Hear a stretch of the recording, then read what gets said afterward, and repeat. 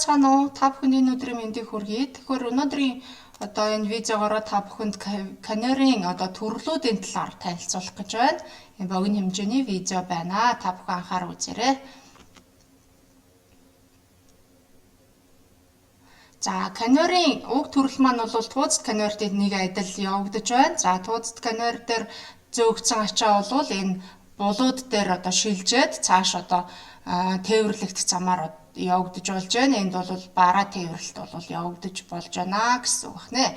За тэгвэл одоо энд харагдаж байгаа Canary маань бол зүтгэх элемент маань тууз биш, гинжч биш, одоо ийм жижиг одоо роликууд дээр байна. Роликны хөдөлгөөнийхоос нь төрлөөс нь хөдөлгөөний чиглэлээс нь хамааруулаад ачааг одоо хэрхэн зохион байгуулалтанд оруулж хэрхэн одоо эмхэлж байгааг одоо та бүхэн харж байна. Энэ бол нэлээд гайхалтай юм. За энэ бол хамуурт Canary. Хамуурт Canary-г та бүхэн сайн анзаарах юм бол та бүхний сайн мэддэг гинжит экскаватортай адилхан одоо шанагнууд дээр ачааг тээвэрлээд цааш буулгах замтай. За энд бол Canary-ийн зүтгэх элемент маань бол гинж байна. Тэгэхээр Canary маань зүтгэх элемент зөвхөн тууз биш одоо гинж байж болох нэ. Энэ бол одоо хөдөлгөөний нэг төрөл байна. За уг Canary-ийн нэг төрөл харагдаж байгаа нь бол энэ онцгой зориултын буюу тусгай зориултын Canary-ийн төрөл байна. Тэгэхээр нэлээд өндөр наалуутай зам дээр тээвэрлэлт хийх боломжтой. За энэ шошиг тээвэрлэж байгаа тээвэрлэлтийн нэг төрөл байна. Энэ бол шурган одоо зүтгэх элементтэй Canary-ийн төрөл байна. Тэгэхээр Canary гэхээр одоо зөвхөн одоо эргэлдэгч одоо тууз гэж ойлгож бас болохгүй нэ. За энд хүнсний үйлдвэрт хэрэглэгдэж байгаа одоо Canary-ийн тууцт Canary-ийн нэг төрөл байна. Гэхдээ тууз нь ленттэй биш одоо дааван болон одоо пластик материалтай байж болох нэ гэдэг эндээс харж болно гэсэн үг байна. За тэгэхээр Canary-ийн төрлүүдийг бол маш олон салбарт хэрэглэж болох нэ. За энд бол гинжит Canary байна. Гинжний одоо дээр бол энэ тавцангууд бэхлэгдсэн ийм зориулттаар хийгдэж байна. Тэгэхээр Canary-г одоо хэрхэн зохион байгуулж хэрхэн одоо байрлуулснаар тухайн тээвэрлэлтийг яаж хийх вэ гэдгийг бол шууд одоо юу хийж болно? Хэрэглэж болно.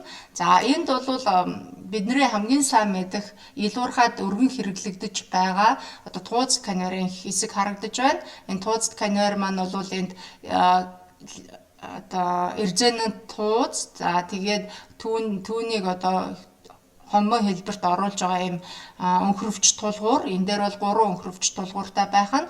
За өнхрөвч тулгуурын байршил бол ийм байгаа нь бол туузыг бол ийм хомбон хэлбэрт оруулах гэж байгаа зориулттай юм.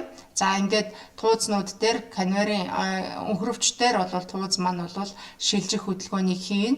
За тэгвэл Canary-ийн туузыг бол одоо Canary-ийн туузыг давших хөдөлгөөнд бол мэдээж одоо чиглүүлэгч дамар одоо татагч одоо бул болон одоо хөдөлгөөнд оруулах одоо бул маань одоо ажилд оруулна. За энд бол татагч бул харагдаж байна. Татагч булны зориулт бол туузны чангарлыг хангах мөн одоо туузыг одоо Canary-ийн одоо туузыг бол суларсан тохиолдолд цааш нь татах чангалах юм үүрэгтэй учраас одоо татагч бул гэж одоо нэрлэгддэг байх нэ.